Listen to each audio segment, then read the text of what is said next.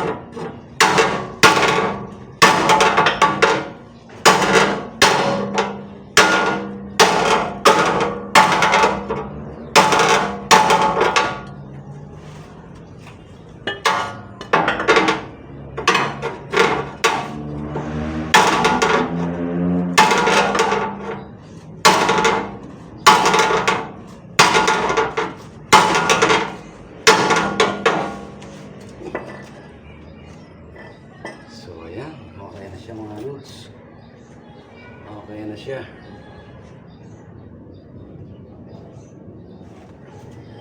So bubulihin lang natin.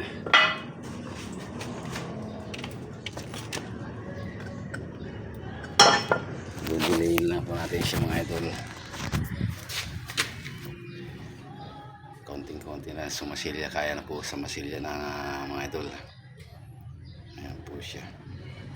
So paano po mga idol, update na lang po tayo pagka okay na po siya. God bless po ulit.